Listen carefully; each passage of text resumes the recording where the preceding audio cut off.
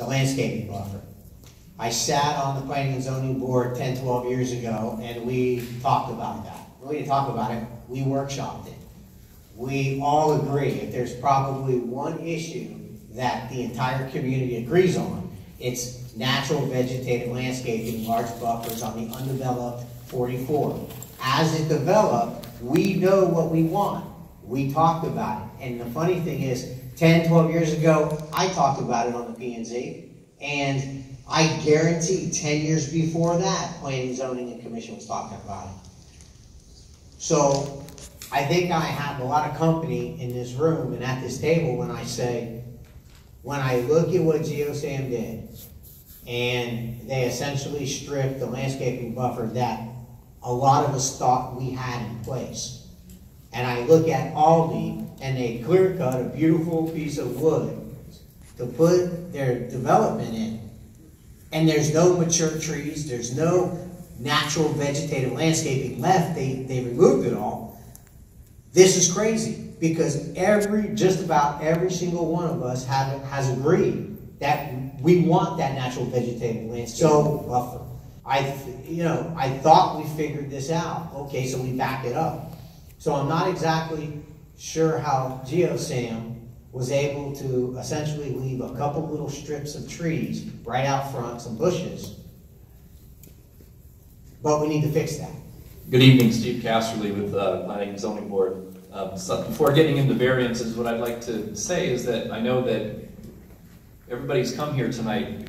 We've all on this board have heard concerns about growth. It seems like we're just bursting at the seams.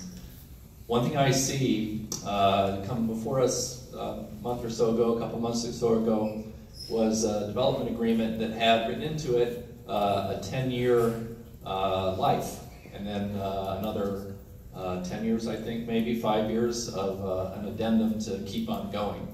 What I think has happened since 2008, since our recession, is that everything was approved, or a lot of projects were approved then, and they had this 10-year lifespan. And all of a sudden, that's what we see, all this huge growth that's coming about. One of the things that I would like to see is going forward, having these agreements of maybe only 5 years, or staggered somehow. And instead of an automatic 5-year renewal, it would be 5 years, and we would get to vote on it, perhaps, or come before the Planning and Zoning Board again and the City Commission. So it could all be approved. So maybe something like this can be avoided. Corridor overlay zone and the comprehensive plan, and it says that this is supposed to be the gateway to our city. It's supposed to be a greenway. And we make these recommendations, and they go to the commission, and they get passed, and then we see it get built, and I just like stop and scratch my head. It's not what I had intended to pass along. So I think we all share that frustration. I work up on LPGA, somebody mentioned that earlier, and the landscape buffers on the development up there are fantastic, especially in the LPGA community, which was built 15, 20 years ago, but even around my office where behind, you have the road and the sidewalk, and then there are berms and trees and bushes with varying degrees of height, and you really can't even see the cars in our parking lot. It's evident in some of the development along 44 as well, but in others it isn't. So I just feel like we should slow down when we're reading through these projects, and I have a lot of respect for the staff and the commissioners. I know it's a lot of work, and we're getting a lot of it all at once, but I think we need to slow down and just look at things a little more carefully. Planning and Zoning Board. I just want to say, you have personal property rights. Just because you can doesn't necessarily mean you should. With 3 car dealers out on 44, they were allowed to, but was that the best use of that property? I personally would really like to see more parks, more trails, more friendly to the neighborhoods. And you're talking about buffers, the taller trees, not Aldi's has been out there for over 2 years. Their trees are still on, their little bushes are 2 feet tall. That's not enhanced landscaping. So the last 15, 20 years, the courts have been very favorable to private property rights. Well, we all think that's great when we think of our home. Oh, that's great, we're protecting our home.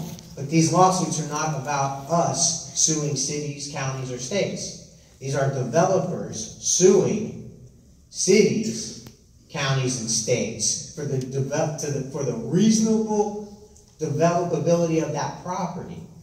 So when you get into the legal aspect of it, it gets very confusing. We're not lawyers, but we do have lawyers that let us know that we do have a problem with saying no to a project that has essentially met the criteria. The courts have been very favorable to private property rights. And again, let me stress, it's not your home and my home that they're making these rulings on. It's the ability to develop property commercially. Developers are the ones getting these rulings. So I understand your frustration, and that's why you'll make the recommendation, and then we'll do something completely opposite a lot of times. We're held to a different criteria. Our multi-lateral agreement to the State Forest Service. They were the ones who had permitted all burning out in any development up to this point.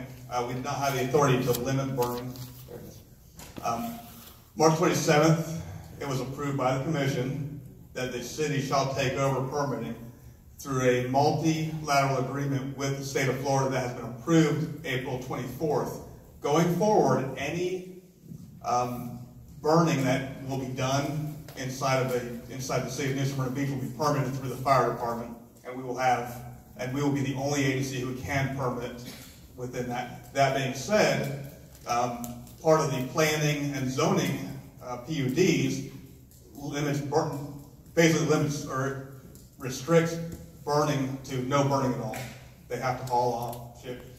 In whatever fashion they want to dispose of it, they have to haul it off the site. They cannot burn it on their site as part of the PUD. And just quickly on the dust mitigation, we have discussed it. We are now requiring large land developers to have a slurry of seed and to keep that ground wet and to have buffers and fences. And we're going to try and hold their feet to the fire, the proverbial fire. Essentially, it's our responsibility. But tonight you've seen how small staff is. It truly is. We're a small city with small staff. They work very hard. If you go into their offices, all you see is paper stacked high. You don't see their heads. We're that busy. And we're going quick. So what I'm hearing is, now I think we need to do something. So I think we all agree, and I think the people in the city agree, our citizens agree. So what can we do? Now, like what you said, Jim, we can't do much with what's already been approved before we even got on commission back in 05, 06, 04, that was a different commission that approved all that. So we're kind of stuck with some of that. So what do we do about that? We have to think about that. How can we make it nicer? How can we make it look like LPGA? How can we make it, have the right buffers between all the homes so that it looks nice? How can we do that? And then we have to think, okay, what do we do for the future? The ones that we have the ability to say, no, that's too many houses, or no, we want more open space, or no, how can we do that? So if it is the open space question that we need to look at, that solves the density issue, for the future, how do we do that? If it's a landscaping issue that we need to look at for the current, how do we do that? And Jim, what you said, I think you might remember, maybe you weren't on commission then, but we were sued by the people who wanted the low-income housing tax credit on the North Causeway. It cost us close to $1 million. The only people that got rich was Greenberg Trauer, that large law firm in Orlando, and the developer who had no intention of building there anyway, he just did this to cities and he walked off with his $1 million, which we had to pay. So we don't want to do that. But we do want to come up, I think, with some, if we don't come up with something out of this meeting, I think we wasted our time. So I'd like to come up with some ideas. Maybe you can guide us, Amy, or city attorney, to what can we change? What are other cities doing? I think we have in our mind what we'd like to see. And I think we want to have more beautiful development. And whether it's little country homes, and I don't mind a country home, or what do they call it, cluster home, but you can make a cluster home look like it's just sitting by itself, but it's attached, but everything looks by itself because it has a little tiny yard and lots of trees and everything and a big garage, and I've seen it down in Bonita Springs. So we need to bring our ideas, and then I think when we hear from these folks, maybe they have some ideas as well. But that's what I'm talking about. What's the vision that we want to have and how do we get there? And I think we need to have some tangible ideas that we walk away with from this meeting that gets us where we need to get.